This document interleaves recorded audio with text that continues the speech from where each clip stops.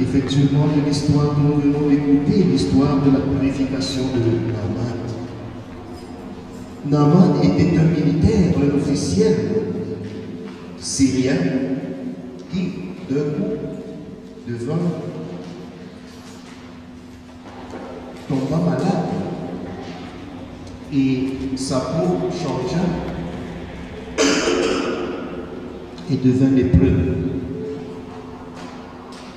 Mais en Syrie, il y avait une jeune fille esclave dans la cour royale qui dit à sa maîtresse: je vois que le roi est beaucoup préoccupé pour son officiel, ce général. Mais si ce général va dans mon pays, il rencontrera un homme de Dieu qui pourra lui donner la santé, guérir de sa lèpre. Je répète encore, c'est une petite esclave. Il le dit à sa maîtresse. Et sa maîtresse, la femme du roi, le transmet au roi. Si tu envoies ton officiel en Israël, il pourra retrouver la santé, parce que le prophète de Dieu qui est là-bas est puissant, le prophète Élisée. C'est ainsi que la situation arrive aux oreilles du roi de Syrie. Et le roi de Syrie ne peut pas envoyer une lettre à un subalterne.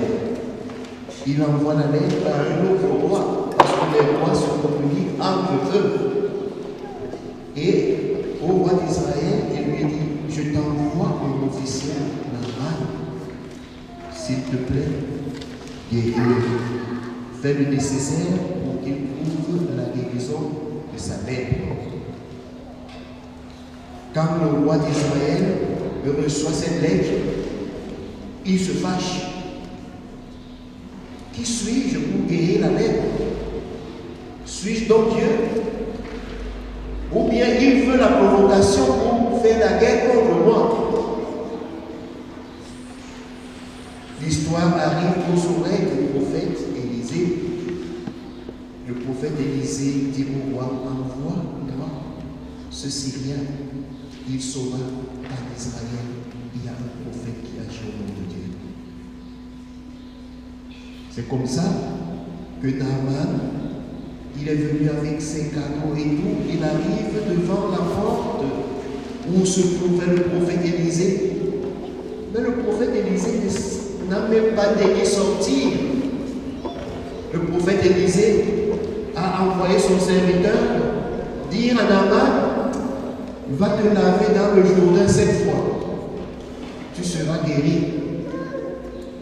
Naaman se fâche. Il est venu avec son orgueil, avec ses richesses, il veut donner les cadeaux, il va trouver la guérison, certes. Mais l'homme de Dieu n'est même pas venu me rencontrer, ni me toucher. Il s'est fâché. Il a pris ses effets, il a commencé à rentrer chez lui. Mais il avait également un esclave.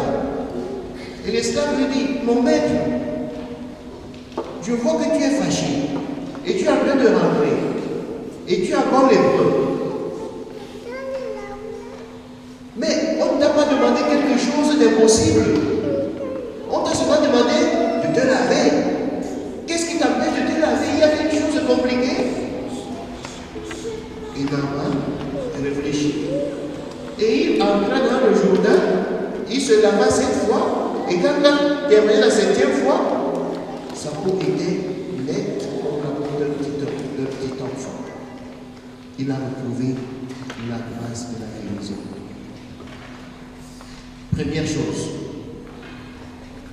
nous avons un Dieu qui agit.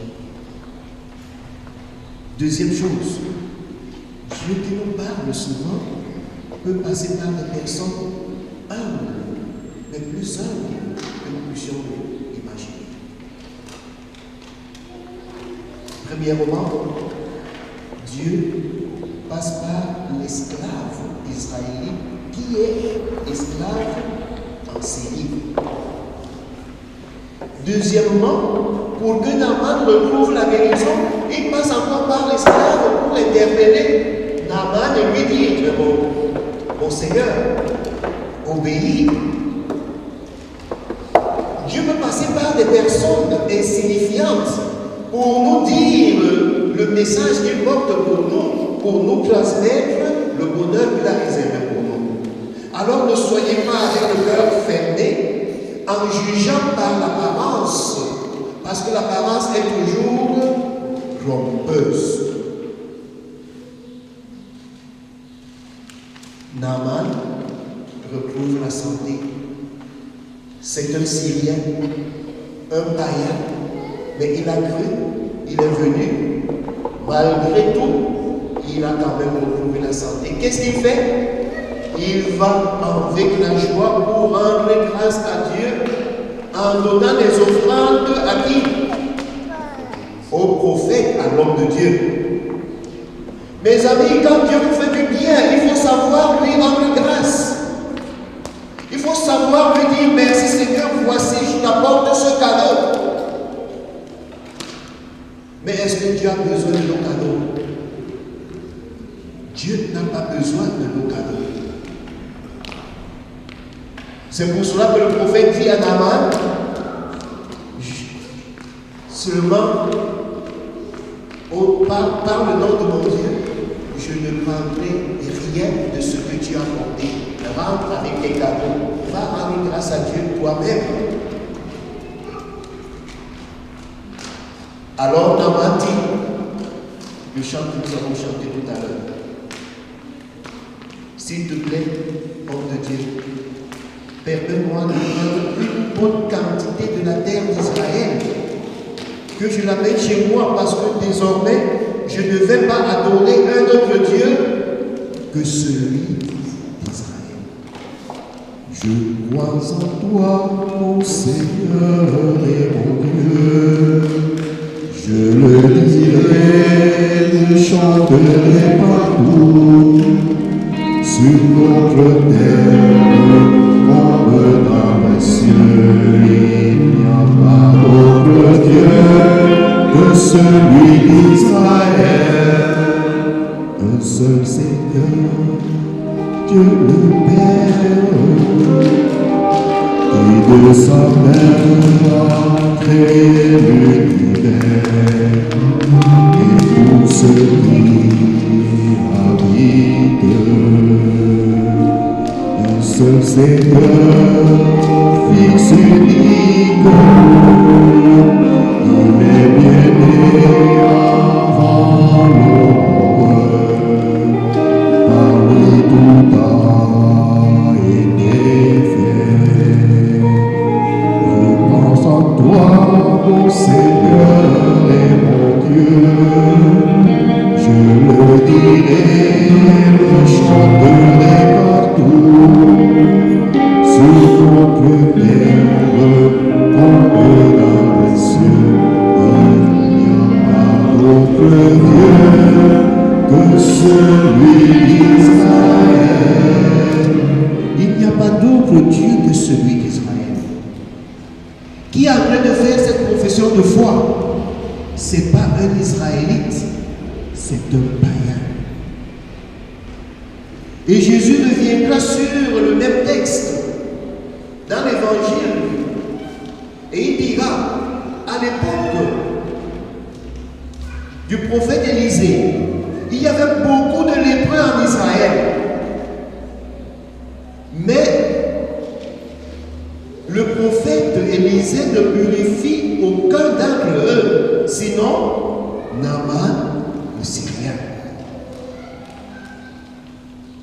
À l'époque du prophète Élie, il y avait beaucoup de veuves en Israël. Mais Dieu n'envoie à le prophète Élie chez aucune d'entre elles, sinon la veuve de Sarepta, une païenne. Comme pour nous dire ce que conclut le psaume d'aujourd'hui. Le Seigneur, que notre sœur nous a chanté si bien, le Seigneur a fait connaître sa victoire et révéler sa justice. Où? Aux nations. Le Dieu n'est pas le Dieu d'Israël seulement, mais il est le Dieu des nations. Et il conclut, le psalmiste conclut en disant, la terre entière a vu la victoire de notre Dieu. Acclamez le Seigneur, terre entière, sonnez, chantez, jouez. Mon cher frère, ma chère sœur, et regarde les merveilles de Dieu dans ta vie, parce qu'il les réalise. Et regarde, contemple-les, reconnais-les et dis au Seigneur, merci Seigneur. Remercie les merveilles que Dieu fait dans ta vie. Est-ce que tu les contemples? Est-ce que tu les vois? Est-ce que tu vois comment Dieu agit en toi? Tu vois comment Dieu te bénit? Est-ce que tu te rends compte? Fais comme Naaman, va rendre grâce à Dieu. Parce que le salut n'est pas seulement réservé pour les Juifs, mais pour tous les peuples de la terre.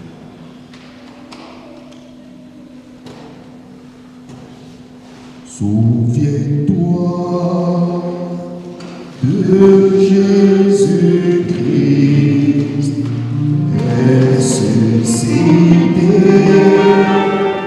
d'entre les morts.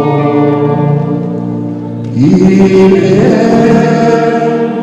notre salut, notre gloire éternelle.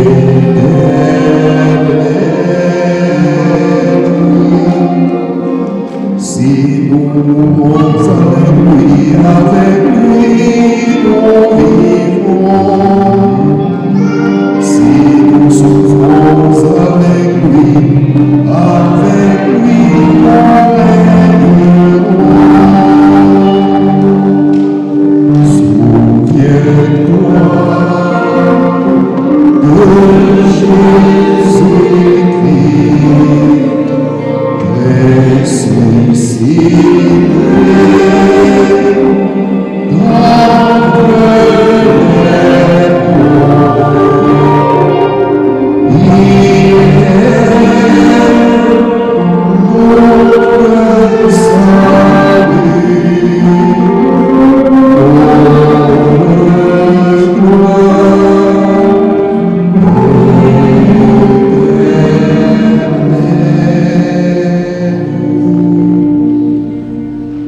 Voici une parole sûre de foi et digne de foi. Si nous sommes morts avec lui, nous vivrons. Si nous supportons l'épreuve avec lui, nous régnerons. Cela est au cœur de la célébration eucharistique. Lorsque nous consacrons déjà le pain et le vin, et nous savons que la messe est une action de grâce. Mieux dit, la messe est l'action de grâce, l'unique action de grâce qui plaise au Père. Veux-tu dire merci à Dieu? Fais la messe. Parce que l'offrande la plus agréable que Dieu le Père le reçoit, c'est l'offrande de son Fils. Quand tu reconnais les merveilles de Dieu dans ta vie, viens dire merci à Dieu dans la messe. C'est pour cela que Jésus dit dans l'évangile aux 10 lépreux, allez vous montrer au prêtre et payez ce qui convient au prêtre pour votre purification. Allez rendre grâce. Pendant qu'ils rentraient, allaient à la rencontre du prêtre, ils se sont purifiés. Et qui est rentré rendre grâce? Un Samaritain, un païen. Comme pour nous dire, nous, ne sommes pas juifs, en Jésus-Christ, nous avons hérité les mêmes voies, les mêmes grâces de la part de Dieu notre Père à travers Jésus-Christ le Seigneur. Mes chers amis, nous ne pouvons pas nous imaginer ce qui se passe dans la célébration eucharistique. Lorsque nous consacrons le pain et le vin, Jésus s'est mis entre nos mains pour que nos corps deviennent son corps, pour que nos vies deviennent sa vie, pour que nous puissions partager avec lui le bonheur que le Père a gardé pour chacun d'entre nous. Pourquoi ne pas dire merci à Dieu? Pourquoi ne pas rendre grâce à Dieu? Si ce que tu es, ce que tu as, vient de lui, ouvre tes yeux, lève tes yeux, contemple le merveille de ta vie et dis au Seigneur, merci Seigneur pour tous les biens que je ne cesse de recevoir de toi, de ta main forte et puissante. Va dire merci au Seigneur. Au nom du Père et du Fils et du Saint-Esprit. Amen.